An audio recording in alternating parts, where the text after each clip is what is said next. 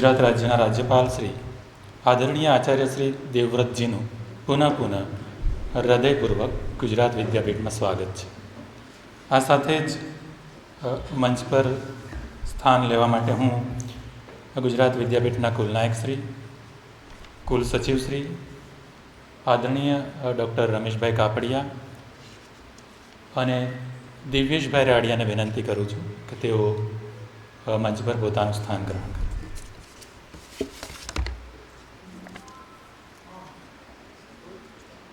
આપણને સૌને જણાવતા આનંદ થાય છે, 2 ઓક્ટોબર 1991ના રોજ ડૉક્ટર રમેશભાઈ કાપડિયાએ યુનિવર્સલ હિલિંગ પ્રોગ્રામની જાહેરાત કરી હતી.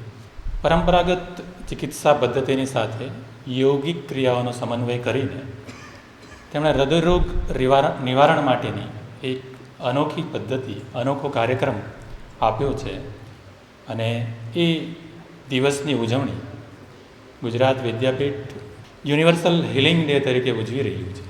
ત્યારે એ કાર્યક્રમમાં મુખ્ય અતિથિ રૂપે આપણી વચ્ચે ગુજરાત રાજ્યના રાજ્યપાલ શ્રી આદરણીય આચાર્ય શ્રી દેવવ્રતજી ઉપસ્થિત છે. તેમનું હાર્દિક સ્વાગત છે. સૌ આમંત્રિતો નિમંત્રિતોનું પણ હું સ્વાગત કરું છું. થોડી ક્ષણોમાં આપણે કાર્યક્રમ શરૂ કરીએ છીએ. આદરણીય કાપડિયા સાહેબ આપણી વચ્ચે પોતાનું સ્થાન ગ્રહણ કરે કે તરત જ આપણે કાર્યક્રમ શરૂ કરીશું. આ ઉજવણીમાં મુખ્ય અતિથિ વિશેષ રૂપે જેમની પ્રેરક ઉપસ્થિતિ છે તેવા ગુજરાત રાજ્યના રાજ્યપાલ શ્રી આદરણીય આચાર્ય દેવવ્રતજી પ્રત્યે વિશેષ પ્રસન્નતા વ્યક્ત કરીએ છીએ. આ સાથે જ ગુજરાત વિદ્યાપીઠના કુલનાયક શ્રી રાજેન્દ્રભાઈ, કુલ સચિવ શ્રી નિખિલભાઈને પણ અંતરથી આવકારું છું. જેમના જન્મદિવસને ગુજરાત વિદ્યાપીઠે યુનિવર્સલ હિલિંગ દિવસ તરીકે ઉજવવાનું નક્કી કર્યું છે તેવા હૃદય ઋષિ રમેશભાઈ કાપડિયાને પણ આવકારું છું. આ સાથે જ દિવ્યેશભાઈ રાડિયા પ્રત્યે પણ હર્ષ વ્યક્ત કરું છું. સૌ આમંત્રિતો, નિમંત્રિતો, વિદ્યાર્થીઓ, અધ્યાપકોનું હાર્દિક સ્વાગત છે. તબીબો કહે છે કે health of heart is the heart of health. હૃદયનું સ્વાસ્થ્ય એ જ તો સ્વાસ્થ્યનું હૃદય છે. અને તેથી જ બાઇબલમાં પણ લખાયું છે कि तू सबसे अधिक अपने हृदय की रक्षा कर, क्योंकि जीवन के सारे स्रोत उससे ही फूटते हैं. મનુષ્યનું જીવન જેમાં સચવાયેલું છે, જળવાયેલું છે, એવી દાબડી એટલે હૃદય. આ હૃદય પ્રત્યે સભાનતા, જાગૃતિ વધારવા માટે જ્યારે આપણે યુનિવર્સલ હિલિંગ ડેની ઉજવણી કરી રહ્યા છીએ, એ કાર્યક્રમમાં સૌનું સ્વાગત કરવા માટે હું ગુજરાત વિદ્યાપીઠના કુલનાયક શ્રી આદરણીય રાજેન્દ્રભાઈ ખીમાણીને વિનંતી કરું છું કે સૌનું સ્વાગત કરે. આદરણીય ગુજરાત રાજ્યના રાજ્યપાલ શ્રી આચાર્ય દેવવ્રતજી, આ સમગ્ર કાર્યક્રમનો મૂળ એવા ડૉક્ટર રમેશભાઈ કાપડિયા સાહેબ, રાડિયા સાહેબ, ભાઈ નિખિલભાઈ, સૌ વડીલો, વિદ્યાર્થી ભાઈઓ બહેનો અને દેશ વિદેશમાં આ પ્રસારણ જોઈ રહેલા સૌ વડીલો અને મિત્રો, આચાર્ય દેવવ્રતજી મહામહિમ રાજ્યપાલ તરીકે આવ્યા ત્યારથીને આપણે કોશિશ કરતા હતા કે ગુજરાત વિદ્યાપીઠમાં એમનો એકાદી મુલાકાત થાય.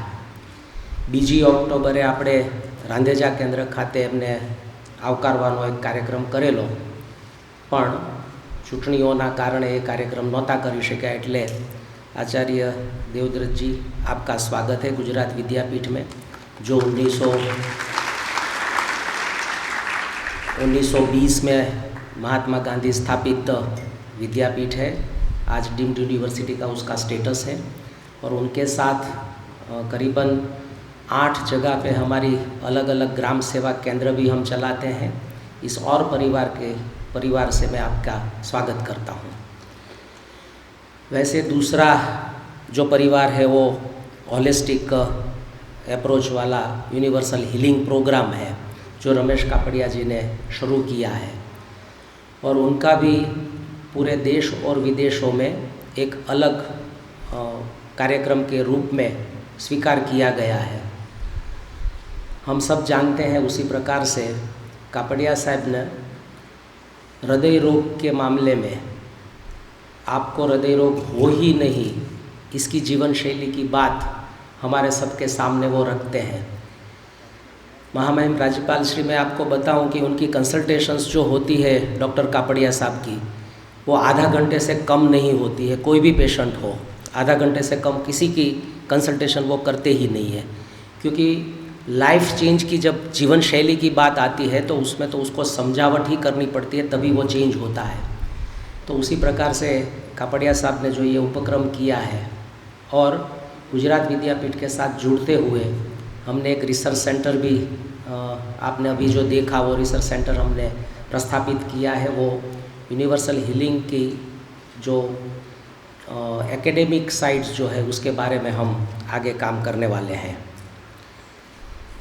मैं आप जहाँ पधारे हुए हैं ये मैं आपने अभी बता रहा था कि ये जो हमारा उपासना सभाखंड जो है, सभागृह, वो अर्थ कूलिंग से ठंडा हो रहा है और समर में तो करीबन बाहर से 15 डिग्री टेम्परेचर ऐसे ही कम हो जाता है। उसी प्रकार की एक अर्थ कूलिंग की व्यवस्था के आधार पे ये बनाया हुआ है। उसी प्रकार ये परिसर में हमारे बच्चे, आप जैसे गुरुकुल में सर काम करवाते हैं, उसी प्रकार से हमारे बच्चे यहाँ की पूरी 22 एकड़ की ये अहमदाबाद कैंपस है, बाकी सभी कैंपसों में हमारे बच्चे ही सफाई करते हैं। उसी का कूड़ा कचरा इकट्ठा हम यहाँ करते हैं, उसी का खाद बनाते हैं और वही खाद से वो खाना सब्ज़ी वगैरह पकाते हैं और वही वो खाते हैं। तो इस प्रकार से पूरा स्वावलंबन की बात हम कर रहे हैं। और यहाँ तो हमने एक टेरेस गार्डनिंग में वेजिटेबल ग्रो करने का भी एक प्रयोग पिछले 10 सालों से हम चला रहे हैं। तो इस प्रकार से एक जीवन शैली की शिक्षा जिसको आप गुरुकुल में जो देते हैं, उसी प्रकार की एक गुरुकुल जैसे ही गांधी के विचारों के आधार पे ये शिक्षा का प्रयोग यहाँ चल रहा है। पिछले 101 सालों से 102वें साल में अभी हमने पिछले 18 अक्टूबर को ही प्रवेश किया है। तो मैं सभी गुजरात विद्यापीठ के परिवारजन और यूनिवर्सल हीलिंग के परिवारजनों की ओर से आपका यहाँ स्वागत करता हूँ और आप सबका यहाँ स्वागत करते हुए बसता हूँ। આભાર કુલનાયક શ્રી। જે સંસ્થાના સ્થાપકે સત્યના પ્રયોગો કરીને આપણને સૌને આરોગ્યની ચાવી પૂરી પાડી છે, એ ગુજરાત વિદ્યાપીઠમાં આપ સૌનું પુનઃ સ્વાગત છે।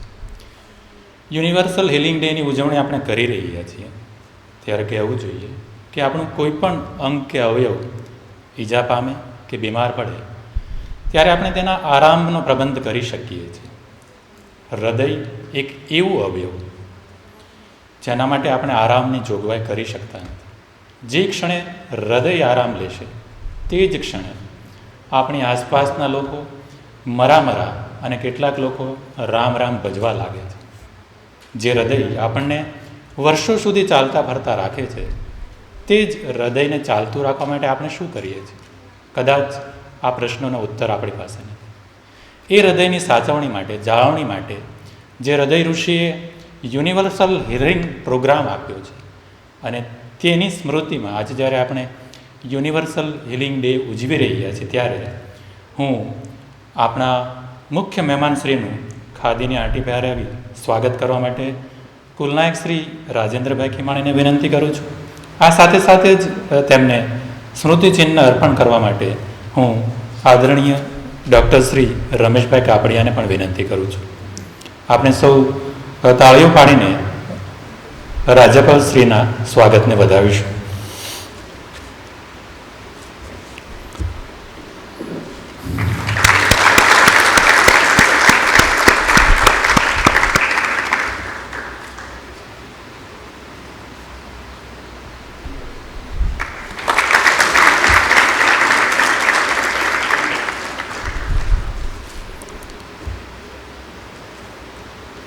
आभार। मशहूर शायर सहरियारे एक शेर में आपने कहेलू कि सीने में जलम आँखों में तूफान सा क्यों है, इस शहर में हर शख्स परेशान सा क्यों है। त्यारे कहीं आपने खबर न थी કે શહેરોમાં આ પરેશાનીનું કારણ હૃદય રોગ છે. આપણને એ પણ ખબર ન હતી કે હાર્ટ ફેલ થવાથી મૃત્યુ પામનારા લોકોની સરેરાશ આયુ ભારતમાં હવે 58 વર્ષની આસપાસ પહોંચી છે, જે યુરોપિયન અને અમેરિકન દેશોની સરખામણીમાં 10 વર્ષ જેટલી ઓછી છે. જો આમ જ ચાલતું રહ્યું તો ભારત યોગની નહીં પરંતુ રોગની ભૂમિ બની શકે.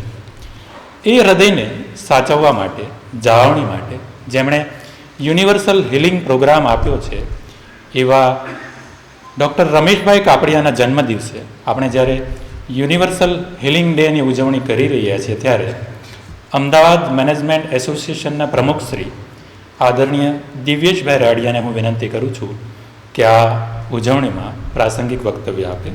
દિવ્યેશભાઈ રાડિયા, પ્રમુખ Shri, Ahmedabad management association. Honorable Governor Shri of Gujarat, Shri Acharya Devratji, Gujarat Vidyapith Vice Chancellor Dr. Rajendra Bhai Khemani, our Dr. Ramesh Kapadia, Dr. Nikhil Bhai Bhatt, Registrar. First of all, greetings to Dr. Kapadia on his 87th birthday. હું doctor કાપડિયાના જુદા જુદા પ્રોગ્રામમાં coordination અને એમનું publication ને બીજા programme panel ડિસ્કશનમાં મોટાભાગે એમના ડૉક્ટર સાથે ઇંગ્લિશમાં વાત કરતો હતો, એટલે અમુક વસ્તુ ઇંગ્લિશમાં કરીશ, તેથી માફ કરશો. આજે 3 વસ્તુ સાથે છે. 87th birthday of doctor Kapadia, 56 years of his practice and 30 years of universal healing program. 2nd October 91માં કાપડિયા સાહેબ યુનિવર્સલ હિલિંગ પ્રોગ્રામ ચાલુ કરેલો. Prevention is better than cure. हम सब ये बात बहुत साल से जानते हैं, लेकिन लाइफ में ये बात रियलाइज बहुत लेट करते हैं. सो यही को लेके इंस्पायर डॉक्टर कापडिया हुआ है, और 2 doctors from US, doctor Dean Ornish और doctor Larry Doshi, they inspired him. And doctor Kapadia, that time a practising cardiologist, he decided to focus his life on universal, on prevention of coronary heart disease or heart disease in short. And वही time से the number of people affected by heart diseases was increasing, and also the number of deaths due to heart disease in India was rapidly rising.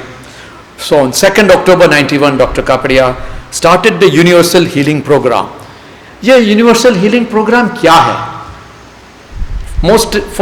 First and foremost, ये उनकी जो medical allopathic system है वो तो रहेगी, लेकिन उनके साथ साथ ये लाइफस्टाइल चेंजेस के जो एलिमेंट्स है, first and foremost is the diet counselling, जो आप सब लोग जानते हैं बहुत हमारे स्वास्थ्य के लिए बहुत इंपॉर्टेंट है.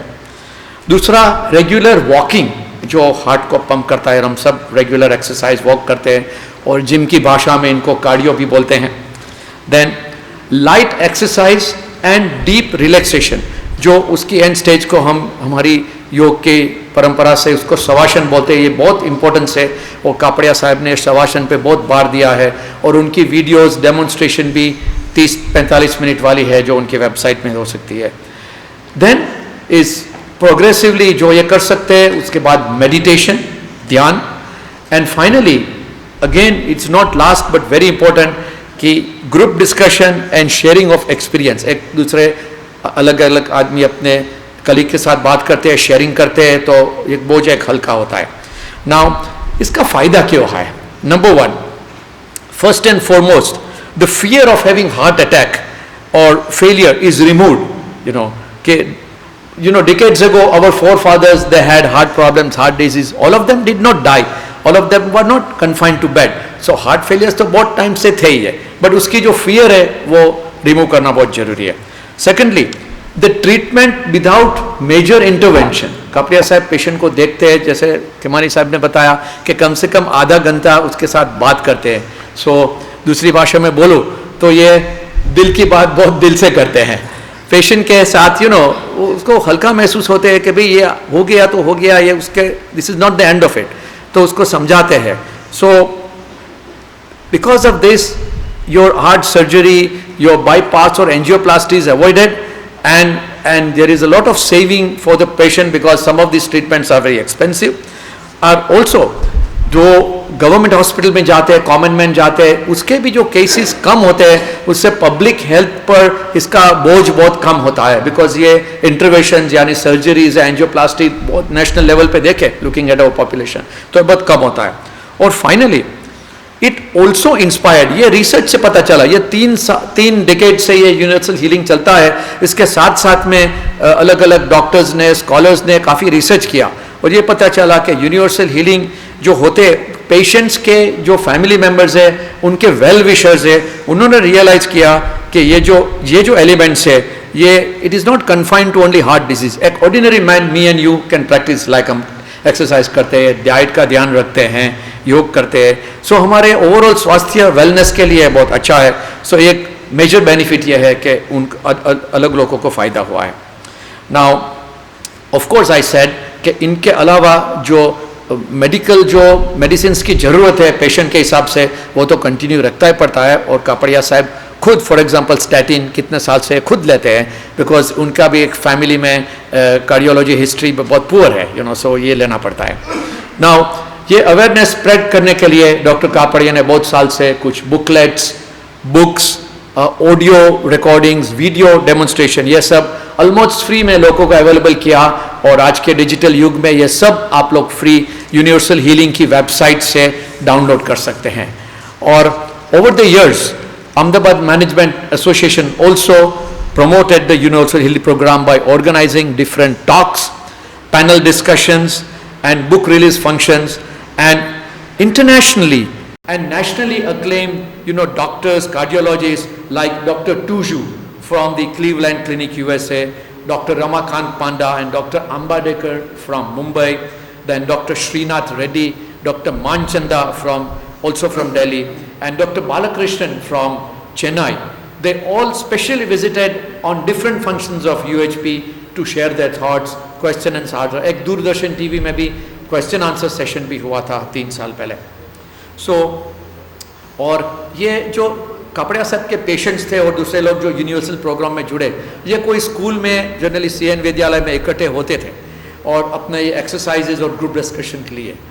But 3 years ago, in 2018, Dr. Kapadia established the Universal Healing Center very much at Gujarat Vidyapith, जो हमारा मोरारजी देसाई आरोग्य केंद्र है, उसके 2nd फ्लोर पे उन्होंने नया हॉल बनवाया with help of sponsors and well wishers, and because of this ये सभी लोग एक जगह पे इकट्ठे हो सकते हैं. Morning evening exercise, talks, meditation ये रेगुलर तौर से होता है. एंड ये बहुत फ़ायदा हुआ कि एक स्थान पे ये सब अवेलेबल है. And Gujarat Vidyapith celebrates Dr. Kapadia's birthday as the Universal Healing Day, as Kimane Sahib mentioned, and we wish this movement benefits more number of people. ये यूनिवर्सल हीलिंग से ज़्यादा से ये लोगों को फ़ायदा हो सकता है. जैसे मैंने बोला, ये डिजिटल युग है, लोग उसकी वेबसाइट में जाके उनका पब्लिकेशंस, वीडियोस डाउनलोड कर सकते हैं, खुद दे सकते हैं. और कोई भी इश्यू है तो यहाँ यूनिवर्सल हीलिंग सेंटर पे संपर्क कर सकते हैं. अगर डिजीज़ है तो कापड़िया साहब की अपॉइंटमेंट लेके उनका टाइम ले सकते हैं.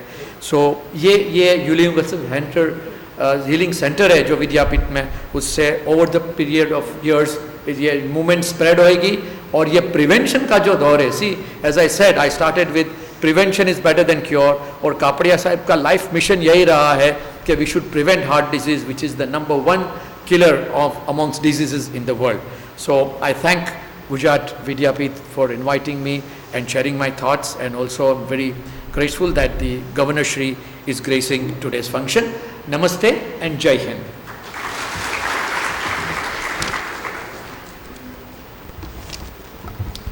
આભાર દેવેશભાઈ. હૃદયરોગની સામે હૃદયને સાચવવા માટે અને જાળવવા માટે જેમણે આપણને રાજમાર્ગ બતાવ્યો છે તેવા ડૉક્ટર રમેશભાઈ કાપડિયાને આપણે હૃદય ઋષિ તરીકે ઓળખીશું. કારણ કે તેમની સાધના અને તપશ્ચર્યાને કારણે જ આપણને યુનિવર્સલ હિલિંગ પ્રોગ્રામ નામનું એક અમૃત વરદાન મળ્યું છે. આજે જ્યારે તેમનો જન્મદિવસ છે અને આ કાર્યક્રમની આપણે વર્ષગાંઠ ઉજવી રહ્યા છીએ, ત્યારે હું ડૉક્ટર રમેશભાઈ કાપડિયાને વિનંતી કરું છું કે આ ઉજવણીમાં પ્રાસંગિક વક્તવ્ય આપો. ગવર્નર શ્રી, आपके लिए मैंने इतनी प्रशस्ति सुनी है, मैंने क्या किया, मैं तो हिंदी में बोलने लगा, मेरे को नहीं आता है।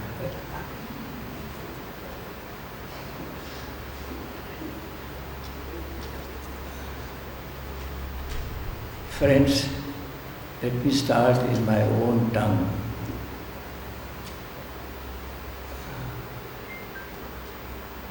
ये अवसर ये मैं क्या करने लगा?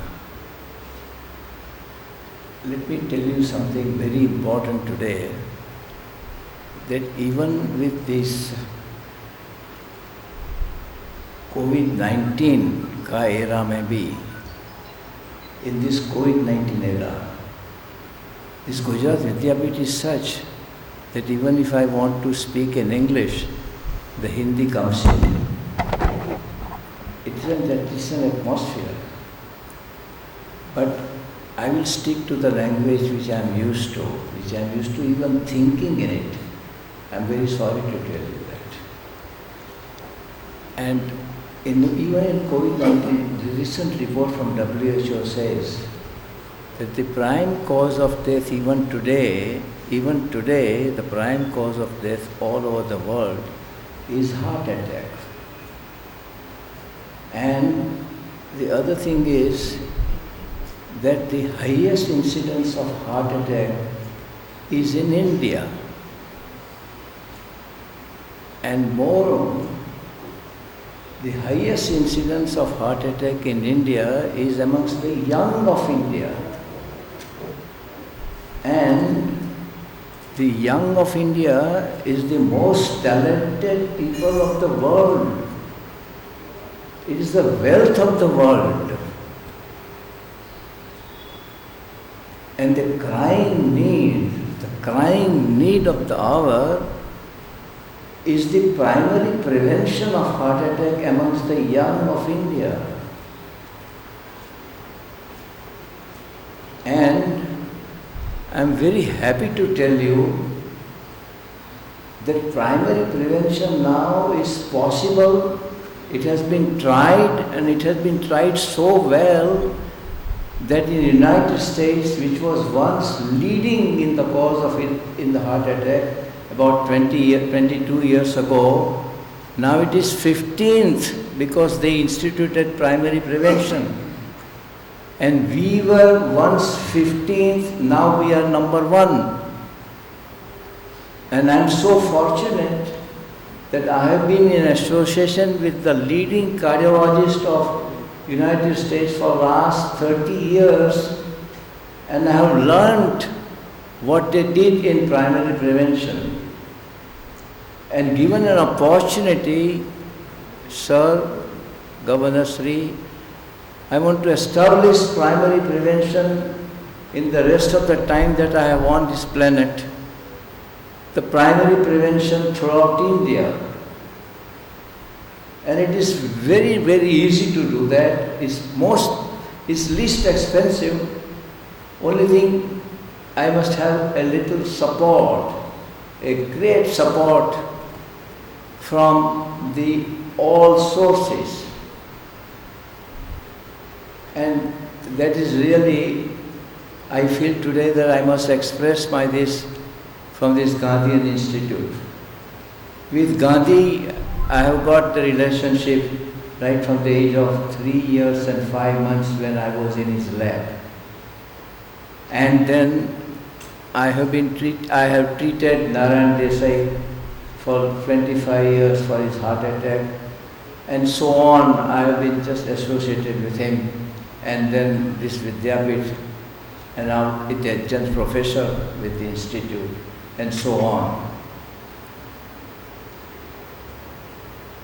I am a conventional cardiologist, trained in UK and USA, and I am practicing conventional cardiology. People may not think that I am doing anything extra. I am practicing conventional cardiology, and I am writing conventional medicine all day, and I am taking conventional medicine. For last 22 years, I am taking allopathic medicines for my own. I am a shining example of primary prevention. I am a shining example of primary prevention. In my family, for no reason, another one thing I want to get you understand, that heart attack does not occur to ill people. Heart attack is not an illness of ill people. Most people who come to me tell me, doctor, I don't know how I got a heart attack. I have never been ill in my life. I have got such merit, this merit, that merit. I do yoga every day, I walk every day, I do this and that and all that. How did I get a? People forget that more merits you have, then you can get a heart attack. And therefore, for heart attack, you have to understand that there is a certain amount of trait which you can born with, and that has now been put very, very clearly by the allopathic medicine. My brother got a heart attack at the age of 53 for no fault of his. He was not a smoker, he was lean and thin, he was practicing, everything was good. He suddenly got it. In our family, the cholesterol remains about 300 and so without any fat on our body. And now we have got a fine investigations done, and I want all of you to understand that now we have got a complete evidence that LDL cholesterol is the culprit cholesterol. LDL. There was a lot of things about the HDL, good cholesterol. Now there is no thing about the good cholesterol. Now LDL is the culprit cholesterol. And in any family there is a heart attack, the LDL cholesterol should be kept very near to 50 or 60, should never be more than 70. And you cannot keep LDL cholesterol normal only by dieting or only by any discipline. You might have to take some medicine. So, having said this, that the primary prevention is important, and that it's my earnest desire for the rest of the time that I have, that I've instituted primary prevention, which is very easy. I would now tell you how I got interested in the Universal Healing Program. I visit every year United States. That's in my, it is my fortune that I have to go there every year for last 30 years and more. And I got myself trained there in UK and USA. And I met one doctor, young doctor, when bypass surgery and angioplasty were at its peak. I met a young doctor who was there, who decided that, and he saw that people who were going for bypass surgery, they were going again for bypass surgery, and it was not a final solution. So he was a very brave man, and he decided that he should do something else. And our sannyasi, our teacher, yoga teacher, Swami Sachidanandji, a disciple of Sivanand, it's a long story. He came in contact with him, and he taught him the relaxation technique, and he got 40 patients with triple vessel disease. And we have to salute those 30 patients who could easily go for bypass surgery, but they knew that the bypass surgery was not final answer, and they decided to join his program. And I was fortunate to see those 40 patients with triple vessel disease who had joined his program for 11 years. And I walked with them on 25th June 1991 on San Francisco Beach for 5 miles.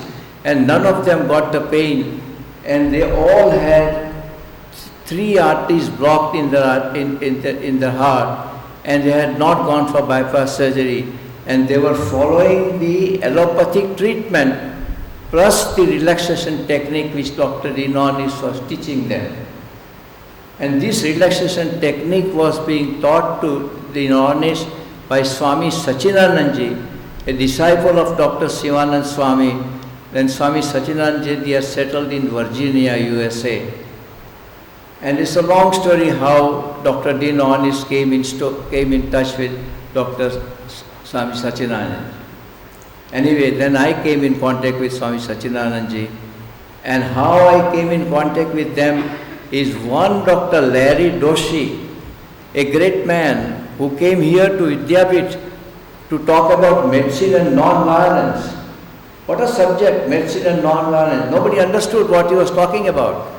So Ramlal Parikh at that time, the Vice Chancellor, said, Dr. Kapadia, this doctor, when he talks, people laugh at him. So why don't you come and meet him, because you might understand him. So I met him, and I found him completely different than the normal run of doctors. And we became friends, and then the whole story started. So it is a great romance, a great romance. I've been so fortunate. I've had wonderful friends in my life, all Gandhian friends, virtuous friends, and so many friends. And this universal healing program, the best part of it is the relaxation technique. The exercises are important. We learn all yoga. Yoga Day has been made popular by our Prime Minister, and all asanas are important. But the king of asana is Savasana, and Savasana is the heart of our treatment. And I've been told now, I knew that the time is out, and it is. And I don't mind even stopping right at this moment, because I have conveyed what I want to convey. That my now, the rest of the time, I want to spend for prevention. And let me tell you one more thing lastly, Governor Sri, that I am a basic allopathic doctor and a basic allopathic cardiologist. And let me tell you, with the experience of my son, who is now, I'm very proud to tell you that Dr. Narendra Bhai says that he's the pride of India. He's now almost the #1 cardiologist of the world. And he say, and I have got all the faith in all interventions. But let me tell you that intervention is not necessary in large number of patients who come to me. And I can decide in so many people that they can do without bypass surgery and angioplasty without affecting their longevity or their mode of existence. They lead a very, very healthy life, and I have proven this in thousands of patients. And therefore, I do not get time even now at the age of 87 in my practice, which I do it only as a second opinion and from my house, and I don't have time at all. For making my birthday as a universal healing day, I can't thank enough. And I don't know why God has blessed me, and every day of my life I remember why Gandhi blessed me when I was in his lap with such wonderful existence. And today I am so fortunate. For this talk I have got with me as a president, as a chairman, what I have heard about him. I have not known him, a most pious man of India, as a governor who is coming here. I thank you all for giving me so much.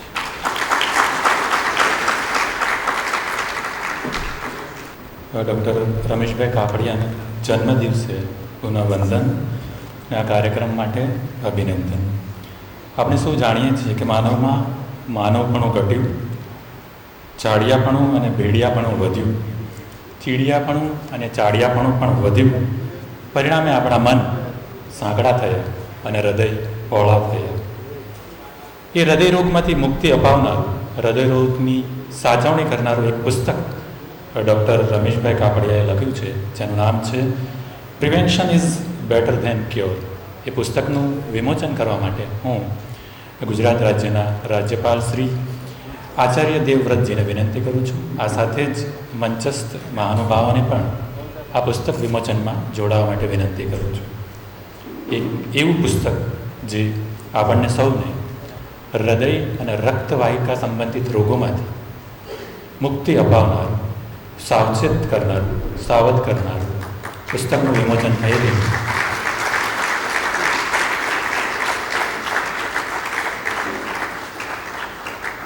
Gandhiji કહેતા હતા કે સાચી સમૃદ્ધિ અને સંપત્તિ એ તો સ્વાસ્થ્ય છે, નહીં કે સોના કે ચાંદીના ટુકડાઓ.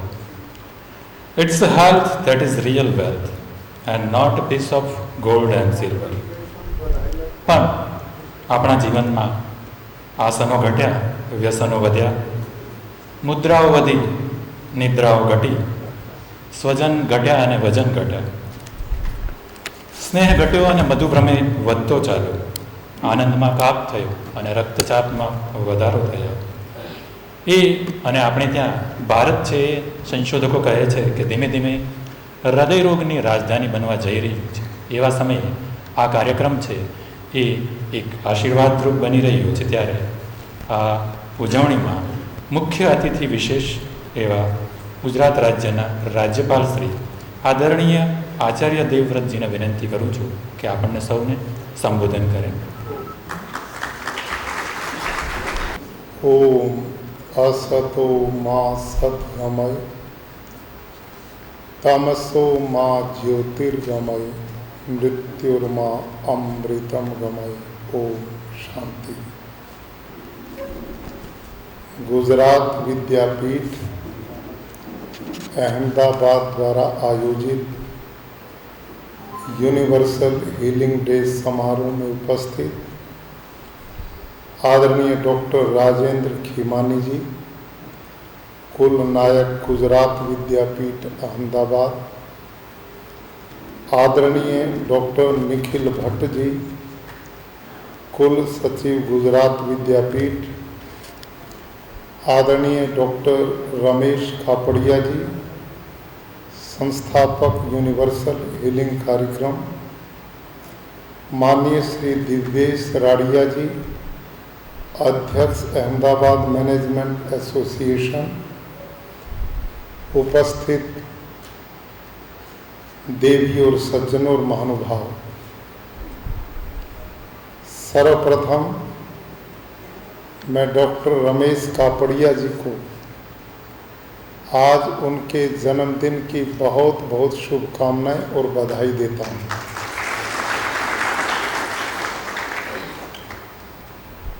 गुजरात विद्यापीठ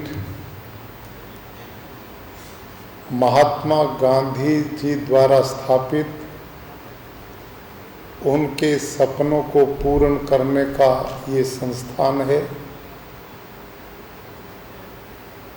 और महात्मा गांधी जी का जीवन एक बहुत व्यापक चिंतन का जीवन था। अपने जीवन में उन्होंने कोई इस देश की ऐसी चुनौती नहीं छोड़ी कि जिस पर गहरे विचार उन्होंने न दिए हों। यह शरीर परमात्मा द्वारा प्रदत्त एक अमूल्य देन है। इसका स्वस्थ रहना जीवन की सब प्रकार की आवश्यकताओं की पूर्ति करना है। इसलिए भारतीय जीवन दर्शन में स्वस्थ शरीर के लिए बहुत कामनाएं की गई है। गीता में भगवान कृष्ण कहते हैं आहार शुद्ध सत्व शुद्धि, और आयुर्वेद का ऋषि कहता है धर्म अर्थ काम मोक्षाणाम आरोग्य मूलमुत्तमम, कि जो व्यक्ति मानव जीवन को धारण करके धर्म अर्थ काम करते हुए ईश्वर की प्राप्ति करना चाहता है, उसके लिए पहला साधन है स्वस्थ शरीर होना। और हमारी लोक भाषा में कहा जाता है पहला सुख, आगे बोलो ना, मुंह बंधे हुए इसलिए बोल नहीं रहे, पहला सुख, हाँ, निरोगी काया, ये बोला गया। और इसी को ध्यान में रखते हुए महात्मा गांधी जी प्रकृति के उपासक थे। इंग्लैंड में जब वो पढ़ रहे थे तो उनको एक बार पेट में एक दर्द हुआ और उनका ऑपरेशन हुआ था ना, अपेंडिक्स का, उनको अपेंडिक्स का दर्द हुआ और वहां पर ऑपरेशन हो गया। और उस ऑपरेशन के बाद अब भगवान ने शरीर में एक भी अंग व्यर्थ नहीं लगाया, हर अंग की आवश्यकता होती है। तो अपेंडिक्स निकाल देने के बाद वो परमानेंट कॉन्स्टिपेशन के शिकार हो गए, उनको कब्ज होने लगी। तो वहां उनको एक प्राकृतिक चिकित्सक मिला जिन्होंने पुस्तक लिखी थी रिटर्न टू नेचर, प्रकृति की ओर लौटो। और उस पुस्तक को पढ़ के उनके ध्यान में आया कि भारत एक गरीब देश है, आबादी ज्यादा है, इलाज पर इतना धन खर्च नहीं कर सकते। तो उन्होंने वहां प्राकृतिक चिकित्सा के गहनतम रहस्यों को समझा और वहां समझने के बाद उन्होंने एक निर्णय लिया कि भारत में मैं प्राकृतिक चिकित्सा का प्रचार करूंगा। और उर्ली कांचन में उन्होंने पहला प्राकृतिक चिकित्सालय भी स्थापित किया और स्वयं रोगियों का इलाज करना उन्होंने शुरू किया। और उसके बाद जितने गांधी आश्रम देश के कोने कोने में बनाए गए, अनेक जगह पर उन्होंने प्राकृतिक चिकित्सा को प्रमोट किया।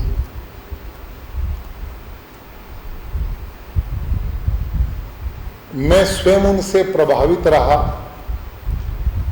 हरियाणा प्रदेश में कुरुक्षेत्र, करनाल, अंबाला में मेरे 4 गुरुकुल चलते हैं। तो कुरुक्षेत्र का जो गुरुकुल है उसमें मैंने प्राकृतिक चिकित्सालय की स्वयं स्थापना की और जिसमें अब तक लाखों व्यक्ति स्वास्थ्य लाभ करने के लिए देश विदेश से आते हैं। और मैं जो आपके बीच में खड़ा हूं, 1998 में मेरे को अल्सरेटिव कोलाइटिस नाम का एक गंभीर रोग हुआ। All India medical, Apollo, PGI Chandigarh, सब जगह इतना वो क्रोनिक हो गया कि उन्होंने जवाब दे दिया कि ये ठीक नहीं हो पाएंगे। उस समय इतनी टेक्नोलॉजी भी इसकी नहीं थी। तो मैं स्वयं मेरठ में एक स्वामी जगदीश्वरानंद नाम के सन्यासी थे, 94 ईयर्स, और वो प्राकृतिक चिकित्सक थे। उन्होंने मेरे को पूर्ण स्वस्थ कर दिया और उस स्वस्थ होने के कारण उन्होंने मेरे को कहा कि बेटे, आपको जीवन इस पद्धति ने दिया है, गांधी जी वाली ने, तो आपने इसका प्रचार करना चाहिए। तो उसके बाद मैंने स्वामी जी को अपने गुरुकुल में बुलाया। प्राकृतिक चिकित्सा का मैंने 10 दिन का एक कैंप लगवाया और उसमें 500-600 लोगों ने भाग लिया। वो बड़ा सफल हुआ।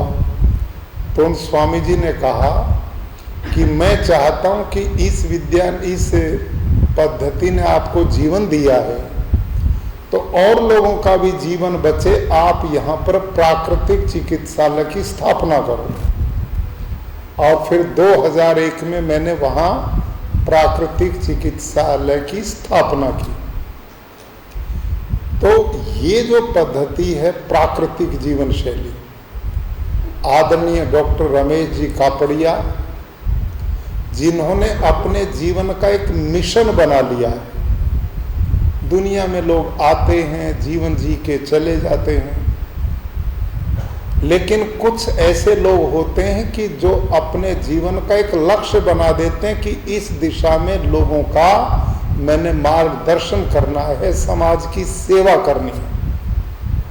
तो वही चिंतन और सोच लेके डॉक्टर कापड़िया जी इस मिशन में लगे हुए हैं कि लोग स्वस्थ निरोग रहें। और मुख्य रूप से हार्ट प्रॉब्लम वो बहुत तेजी से बढ़ रही है। निश्चित रूप से व्यक्ति जितना प्रकृति से जुड़ करके रहेगा उतना ही वो स्वस्थ और निरोग रहेगा।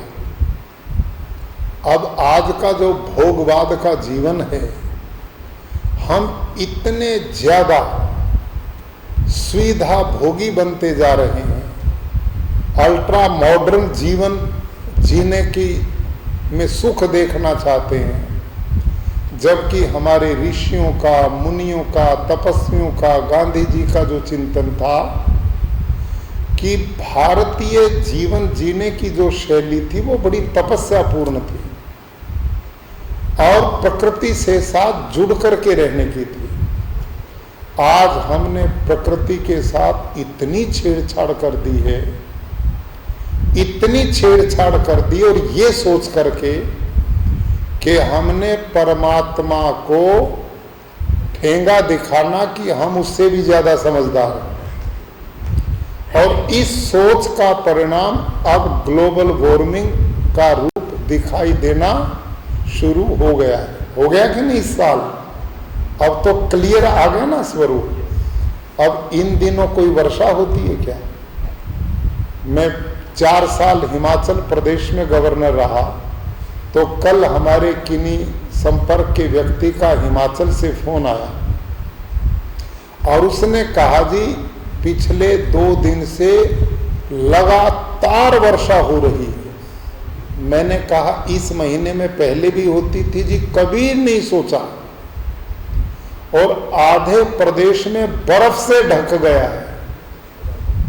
जो बर्फ जनवरी में जाके पड़ती थी वो आज अक्टूबर में पड़ना शुरू हो गई। आप कल्पना कीजिए कितना चेंज। आपके गुजरात में पिछले दिनों ताउते तूफान आया, उड़ीसा में आया, बंगाल में आया, और भारत ने सारी दुनिया की ये स्थिति बनी हुई है। ये सब कुछ प्रकृति के साथ छेड़छाड़ करने का परिणाम है। और अब डॉक्टर एक्सपर्ट्स कह रहे हैं कि इस वर्ष भयंकर सर्दी का सामना करना पड़ेगा, और जब सूखा आएगा तो सूखा भी ऐसे ही पड़ेगा, कहीं अनावृष्टि, कहीं अतिवृष्टि।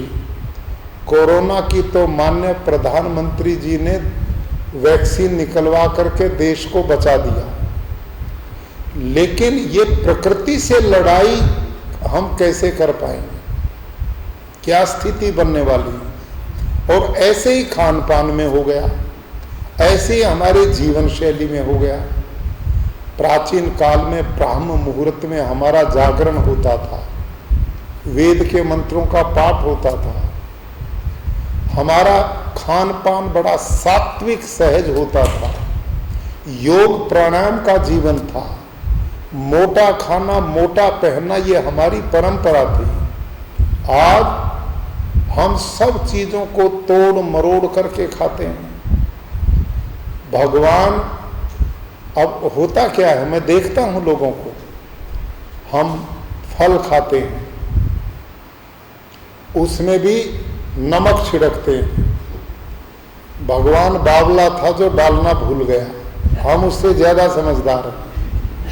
ये नहीं सोचते कि परमात्मा पूर्ण है और उसकी सृष्टि भी पूर्ण है।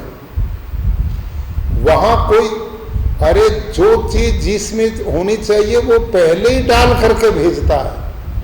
अब आप सोचो, एक बच्चा 6 महीने तक जन्म लेने के बाद केवल मां के दूध पे रहता है, कुछ भी नहीं लेता, और मां के दूध को पीते हुए बच्चे में कोई रोग होता है क्या? उसमें सारी ही तो चीजें हैं, उसमें मीठा भी है, नमक भी है, विटामिन भी है, प्रोटीन भी, सब कुछ ही तो उसमें है। भगवान ने इतना पूर्ण करके भेजा है, लेकिन हम उसमें भी दूध पिएंगे तो एक्स्ट्रा मीठा डाल के पिएंगे, क्योंकि भगवान ने गलती कर रखी, वहां डालना भूल गए और हम बड़े समझदार हैं। ऐसा होता है कि नहीं? हमारा हाल इतना गड़बड़ है स्वास्थ्य के प्रति। होता क्या है, मैं एक उदाहरण कई बार देता हूं। एक घर में बढ़िया गाड़ी लाई गई खरीद करके, अच्छी कंपनी की गाड़ी, कार गाड़ी, घर में बड़ी खुशी का माहौल, और बेटे ने सवेरे गाड़ी निकाली। उनके पिताजी ने पूछा, बेटा कहाँ जा रहे हो? कि पिताजी इसमें मैं पेट्रोल डलवाने ले जा रहा। तो उनके पिता ने कहा, रुको रुको, कहाँ डलवाओगे? कि यही तो पास में पेट्रोल पंप। पिता ने कहा, ना, इससे नहीं डलवाना। क्या बात पिताजी? कि ये मिलावटी तेल डालता है, वो जो 2 किलोमीटर आगे ना फलाने का पेट्रोल पंप, वहां डलवाना, वो साफ शुद्ध डालता है। ना समझदार पिता? बोलो कितने समझदार हैं कि उनको पता है कि मिलावटी तेल इस गाड़ी में पड़ेगा तो जल्दी इंजन खराब हो जाएगा, इसकी लाइफ छोटी हो जाएगी, और इसमें शुद्ध तेल डालेंगे तो ये लंबी लाइफ चलेगी। बिल्कुल अच्छी बात कही। पिताजी बड़े समझदार, लेकिन पिताजी और बेटे की समझदारी का उस दिन पता लगा कि इनको एक विवाह का कार्ड मिला, और विवाह के कार्ड आने पर 10 दिन पहले पिता पुत्र ने पूरी तैयारी कर ली विवाह में जाने की, और भोजन का बढ़िया प्रबंध था। आजकल 1-2 एकड़ में स्टॉल लगते हैं, बड़े विशाल खुले डुले, और सैकड़ों लगते हैं, अलग अलग तरह के खान पान होते हैं। और पिता पुत्र दोनों पहुंचे कार्ड लेकर के उस विवाह पार्टी में, और उन्होंने स्टॉल पर लाइन लगाई दोनों ने, एक भी स्टॉल मिस नहीं होने दिया। क्यों साहब, ऐसा होता है कि नहीं? आप विचार करो, ये पेट तो इतना सा, और स्टॉल 100, और माल अलग अलग, वहीं पर खट्टा, वहीं पर मीठा, वहीं पर तीखा, वहीं पर गरम, वहीं पर आइसक्रीम, सारा ही तो माल डाल लिया अंदर। अब सोचो, उस लोहे वाली गाड़ी जो खराब होगी तो दूसरी भी खरीदी जा सकती है, लेकिन ये खराब होगी तो दूसरी मिलेगी क्या? क्यों साहब? सोचिए, थोड़ा चिंतन करो। उसकी तो चिंता है, लेकिन अपने वाली की कोई चिंता नहीं। आज मौका मिला है, पता नहीं फिर मिलेगा, ये सोच है। अब इस सोच के साथ अच्छे स्वास्थ्य की कल्पना कैसे होगी? एक समय पर एक पेट में 20-50 तरह के विपरीत आहार को हम लेंगे तो उनका युद्ध होगा कि नहीं अंदर जाकर के, और वो कितनी बड़ी प्रॉब्लम क्रिएट करेंगे, ये विचार करना चाहिए। आज इसका ध्यान नहीं। आज eat drink and B Mary, खाओ पियो और मजे करो, ये लाइफस्टाइल बना लिया लोगों ने जिंदगी का। लेकिन ये हमारा कल्चर नहीं था। हमारे यहाँ तो मोटा, थोड़ा और बहुत ही पौष्टिक आहार की परंपराएं थी, और ऐसे जीने की परंपरा थी। योग है, प्राणायाम है, मेडिटेशन है। अब ये विद्या केवल भारत के ऋषियों की देन है। प्रधानमंत्री जी को हम बधाई देते हैं कि जिन्होंने विश्व के प्राणी मनुष्य मात्र के कल्याण के लिए इस विद्या को पूरी दुनिया में प्रचारित करा करके योग डे घोषित करवाया। अब ये जीवन जीने की कला, और केवल ये मत समझिए कि हम एक चीज को अपना करके स्वस्थ हो जाएंगे। सब चीजों का संयोग, इसमें योग भी चाहिए, प्राणायाम भी चाहिए, मेडिटेशन भी चाहिए, लेकिन जो कुछ खाया जा रहा है उसकी भी चिंता करो। उसकी कोई चिंता नहीं है। इस समय आप और हम कितना भी योग प्राणायाम कर लें, लेकिन जो फूड आहार मेरे आपको मिल रहा है वो कैसा है? उसमें बीज जब धरती में डालते हैं तो जहर पड़ता है, वो उगता है तो कीटनाशक का स्प्रे होता है, उसको बढ़ाने के लिए यूरिया डीएपी पड़ता है। ऐसे ऐसे पेस्टिसाइड इंसेक्टिसाइड पड़ रहे हैं हमारे आहार में कि उनको छिड़कते छिड़कते ही लोग बेहोश हो जाते हैं। इतना जहर आजकल आपके आहार में, साग हैं, सब्जी हैं, फल हैं, अनाज हैं, जो भी है। आप कभी किसी खेडूत के यहाँ जाकर के देखो और आपको पता लगेगा कि आज हमें जो आहार मिल रहा है उसमें कितना जहर है। अब वो जहर अंदर जाएगा, स्लो पॉइजन, वो स्वस्थ बनाएगा या निरोग बनाएगा? इम्यूनिटी घटाएगा या बढ़ाएगा? अब इस कोरोना काल में डॉक्टर्स बोल रहे हैं इससे वही मुकाबला कर पाएगा कोरोना से जिसकी इम्यूनिटी स्ट्रांग होगी। यही बोलते हैं ना। अब जो खा रहे हैं हम यूरिया, डीएपी, पेस्टिसाइड, इंसेक्टिसाइड, जहर, उससे हमारी इम्यूनिटी घटेगी या बढ़ेगी? आज सब तरह पूरी दुनिया में इसका प्रचार है, लेकिन मैंने एक अभियान लिया कि गुजरात को हम बहुत तेजी से जहर मुक्त प्रदेश बनाने की तैयारी कर। इन पिछले 2 साल में यदि ये कोरोना नहीं आता तो हम बहुत बढ़ जाते, लेकिन इसके बावजूद भी आपको जान के प्रसन्नता होगी कि अब तक 2 लाख खेडूत गुजरात में जहर मुक्त खेती करना शुरू कर चुके हैं और इसका युद्ध स्तर पर प्रचार हमने कर दिया। माननीय प्रधानमंत्री जी की हार्दिक इच्छा है कि ये धरती माँ, जिसको हम माँ कहते हैं, उसमें हमने जहर डाल डाल करके उसको बंजर और दूषित बना दिया। पानी पीने लायक बचा नहीं है, पर्यावरण सारा बिगड़ गया है, धरती का स्वास्थ्य बिगड़ गया। गौ माता, जिसको माँ कहते हैं, वो वरदान है इस खेती के लिए। मैं एक देसी गाय से 30 एकड़ तक की खेती करवाता हूँ।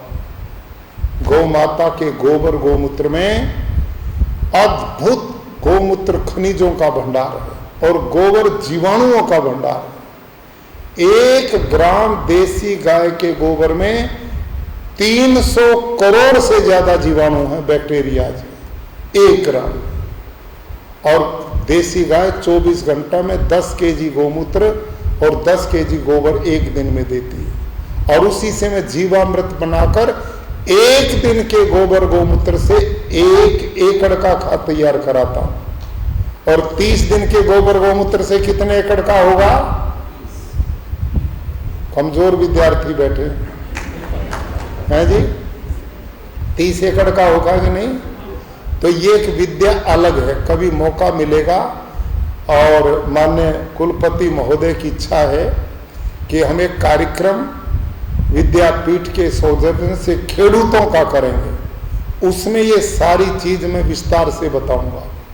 लेकिन मैं निवेदन करता हूं, हम यदि लोहे की गाड़ी में भी गलत डीजल पेट्रोल डालते तो बिगड़ेगी कि नहीं? और अपनी में रोज जहर डाल रहे हैं, कितना चलेगी? आप सबसे मैं पूछता हूं जो यहां मेरी आयु के या मेरे से बड़े बुजुर्ग हैं, जब ये यूरिया, पेस्टिसाइड, डीएपी नहीं डालते थे 60 के दशक से पहले, आपने हार्ट अटैक का नाम सुना था क्या? बोलिए, आया ना? कैंसर को सुना था क्या? डायबिटीज को सुना था क्या? ये जितने भी बीमारियां, असाध्य रोग, हॉस्पिटल भरे पड़े हैं, ये इस जहर युक्त आहार के परिणाम स्वरूप हैं। आप प्राकृतिक आहार लीजिए। आपके लिए खुशी की बात है, अभी 5 दिन पहले मैंने गांधीनगर की किस मार्केट में एक प्राकृतिक आहार की दुकान को ओपन किया। वहां पर प्राकृतिक जो हमारे खेडूत तैयार करते हैं वही मिलेगा आपको। हम अहमदाबाद में भी करने जा रहे हैं, पूरे गुजरात में तालुका, डिस्ट्रिक्ट लेवल पर अब आपको प्राकृतिक आहार मिलेगा। फल, साग, सब्जी, अन्न जो भी लोगे जहर मुक्त मिलेगा। तो आप संकल्प लो आज डॉक्टर काकड़िया जी के इस जन्मदिन पे कि हमें स्वस्थ रहना है, हृदय रोग को नहीं आने देना है, हमने डायबिटीज को नहीं आने देना है, कैंसर जैसी बीमारियों से मुक्त होना है। तो आहार को भी तो शुद्ध करो। अब मैंने एक नारा दिया, आप ढूंढते हैं फैमिली डॉक्टर, फैमिली डॉक्टर, मैं कहता हूं फैमिली डॉक्टर नहीं, फैमिली खेडूत तो ढूंढो जाकर के। यदि आप जहर नहीं खाओगे तो बीमार होगे ही नहीं, अपने आप स्वस्थ रहोगे। और दिनचर्या वो अपना लो जो डॉक्टर साहब बताते हैं। और आज की मेडिकल साइंस भी इस बात को मानती है कि शरीर के रोग तो ओनली लगभग 30% हैं, 70% रोग तो मन से चलते हैं। बीमारी तो मन में है। और ये जो शवासन है ना, ये उसी से मुक्ति दिलाने का रास्ता है, हमारे योग, मेडिटेशन। और वेद में क्या लिखा? तन में मनः शिव संकल्प मस्तु, कि हे परमात्मा, ये जो मेरा मन है ना, यही तो मेरे को स्वस्थ और निरोग करने का साधन है, यही तो अच्छाई और बुराई का केंद्र बिंदु है। यदि ये शिव संकल्प, मैंने कल्याणकारी विचारों वाला बन गया, तो मैं रोग मुक्त हो जाऊंगा। सारा शरीर का तंत्र हमारे मन से चलता। एक मोटा उदाहरण, एक व्यक्ति को बहुत भूख लगी,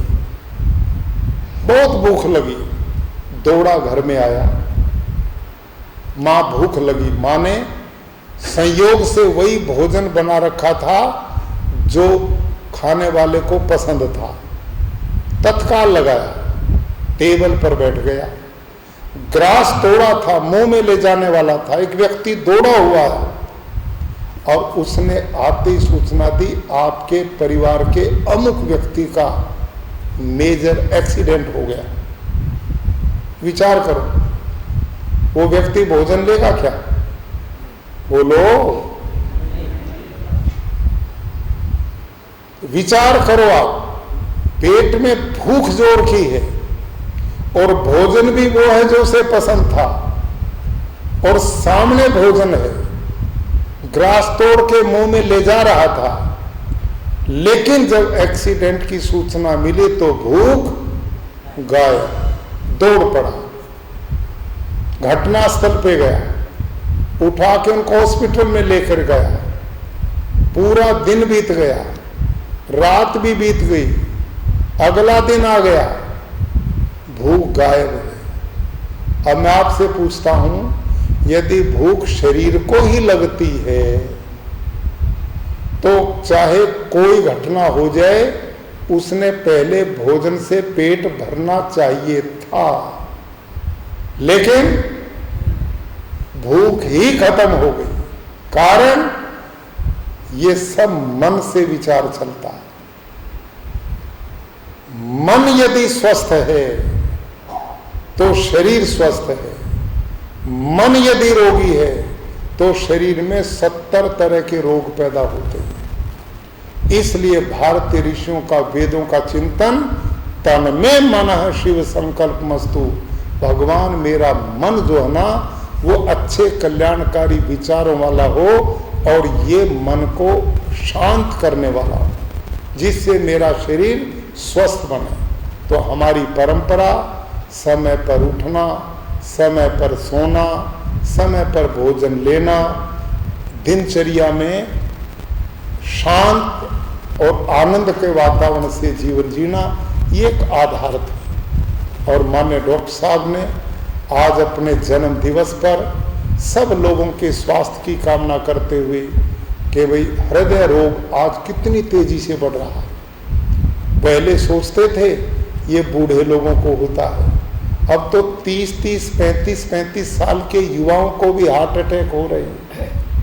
इसके पीछे हमारी जीवन शैली खराब हो गई, खान पान गड़बड़ हो गया, चिंतन गड़बड़ हो गया। हमने वापस लौटना पड़ेगा, रिटर्न टू नेचर, प्रकृति की ओर लौटो। खान पान, दिनचर्या, सोच विचार हमारा भारतीय ऋषियों वाला बनेगा तो हम इस प्रकार की बीमारियों से बच पाएंगे। आपने आज के इस दिन मुझे आमंत्रित किया, मैं आभारी हूँ कि भले लोगों के दर्शन हुए। एक जो पहली जीवन की आवश्यकता है, शरीर माध्यम खलु धर्म साधनम, शरीर स्वस्थ है तो धर्म कर्म सभी संभव हैं, और शरीर नहीं तो कुछ भी नहीं है। और ये जीवन दुनिया क्या है? ये धन दौलत वैभव संपदा, भाई बहन पत्नी बेटे, ये सब संयोग तब तक अच्छे लगते हैं जब तक शरीर है, और ये शरीर गया तो सारे संबंध समाप्त हो जाते हैं।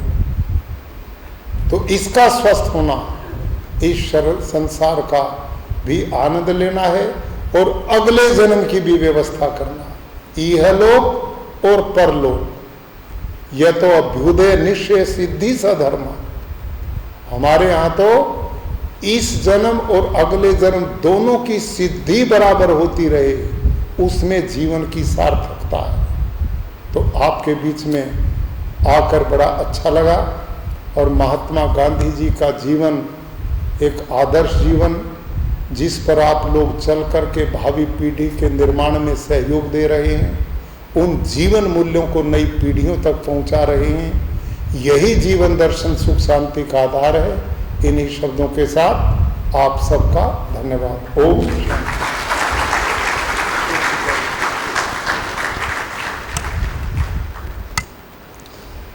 પ્રકૃતિ અને સંસ્કૃતિ તરફ પાછા ફરીને સ્વાસ્થ્યની ચાવી આપવા માટે હું આદરણીય રાજ્યપાલશ્રી વંદન કરું છું.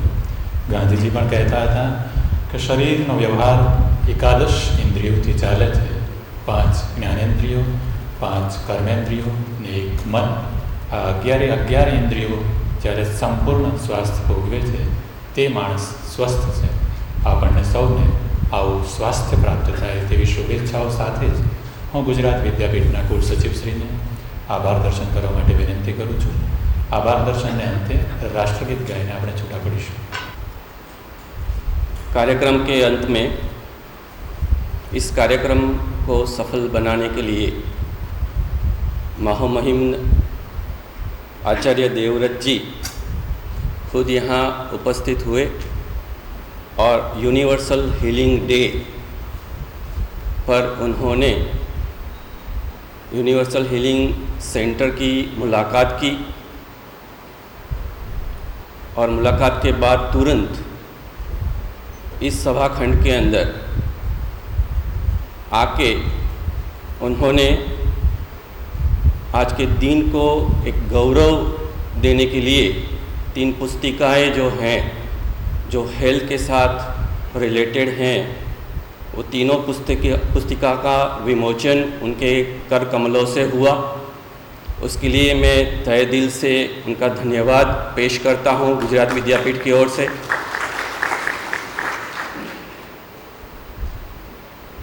विद्यापीठ एक गुरुकुल का स्वरूप है और महामहिम गवर्नर जी वो खुद उन्होंने उनके वक्तव्य में बताया कि एक गुरुकुल के साथ वो जुड़े हुए हैं। उनके वक्तव्य में एक भारतीय परंपरा का एक दर्शन हुआ। उन्होंने गांधी जी के विचारों से खुद जो प्रभावित हैं उसके बारे में उन्होंने बहुत साहजिकता से उन्होंने बताया और खुद एक प्राकृतिक चिकित्सा के एक पेशेंट होने के नाते एक रूट लेवल पे उन्होंने जो बात यहाँ पे मूलतः प्रस्तुत किया है वो आज के यूनिवर्सल हीलिंग डे के सेलिब्रेशन के लिए एक बड़ा एग्जाम्पल खुद ने हमारे सामने पेश किया। उस एग्जाम्पल के लिए भी मैं तहे दिल से उनका आभारी हूँ। एक आध्यात्मिक संयोग उनके वक्तव्यों में हमको देखने को मिला। संस्कृत के जो सुभाषित हैं उनके द्वारा उन्होंने काफ़ी मैसेज सभी श्रोतागण को दिए। प्राकृतिक चिकित्सा, आहार के द्वारा हम जो कहते हैं कि पाथ्य कुपाथ्य आहार जो हैं वो ही मूल हैं हमारे शरीर के अंदर जो भी घटनाएं होती रहती हैं। तो इन सभी बातों को हमारे सामने पेश करके हमको कैसा जीना है, किस तरह से हमको जीना है, उन्होंने बहुत अच्छी तरह से हमको ऐलान किया है। तो हमको ये सीखना है, इन सभी जुड़ी हुई बातों को पेश करके हम सबको एक नई राह उन्होंने बताई है। उस सब मैटर के लिए मैं उनका धन्यवाद पेश करता हूँ। आदरणीय कुलनायक श्री डॉक्टर राजेंद्र भाई खीमानी, जिन्होंने विद्यापीठ की एक ब्रीफ इंफॉर्मेशन सबके सामने रखी और विद्यापीठ और गांधी जी के जो मूल जीवन मंत्र हैं उसी के ऊपर आज 21वीं सदी में भी विद्यापीठ अपना कार्य शिक्षा के साथ कर रहे हैं। और हमारा जो प्राकृतिक चिकित्सालय है राधेजा के अंदर, और वहाँ पे भी हम सजीव खेती का प्रयोग कर रहे हैं। और हमारे और आचार्य देवव्रत जी के जो विचार में जो साम्यता है वो इसी स्टेज के ऊपर एक अच्छा संकेत दे रही है। तो हमारे कुलनायक श्री ने जो यूनिवर्सल हीलिंग डे के इस मौके के ऊपर जो बात हम सबके सामने पेश की, उस बात के लिए मैं उनका हृदय से धन्यवाद पेश करता हूँ। आज के कार्यक्रम के मुख्य राजेंद्र भाई अपने रमेश भाई कापड़िया जी, जिनका आज 27 का बर्थडे है, 87th बर्थडे, और उसी दिन आज ये दिन हमारे सेलिब्रेशन के लिए आ रहा है। तो हम बहुत इस मैटर को लेके बहुत आनंदित हैं, उत्साहित हैं, क्योंकि यूनिवर्सल हीलिंग के अंदर उन्होंने 30 साल का बड़ा फासला उन्होंने तय किया है। और he is a very well known cardiologist. उन्होंने काफ़ी ट्रांसफॉर्मेशन किया है कि कार्डियक सर्जरी की जगह ये जो अल्टरनेटिव थेरेपी है और अल्टरनेटिव थेरेपी के थ्रू हम इसको अच्छी तरह से कर सकते हैं, वो उन्होंने बहुत बढ़िया तरीके से यहाँ पे से पेश किया है। और कार्यक्रम के अंत में यहाँ पे जो दिवेश भाई जी थे, उन्होंने आज के दिन के लिए जो रमेश जी का यहाँ पे पूरा उनका जो जीवन के बारे में जो यहाँ पे बताया, उनका मैं तहे दिल से धन्यवाद पेश करता हूँ। इस कार्यक्रम में आमंत्रित सभी आमंत्रित मेहमान, मीडिया के कर्मी, विद्यार्थी, सेवकगण, अध्यापकगण और ये दृश्य श्राव्य के जो विद्यार्थी और विभाग जो हैं, उन सभी का और ये संचालन करने के लिए सभी का मैं तहे दिल से आभारी हूँ। धन्यवाद।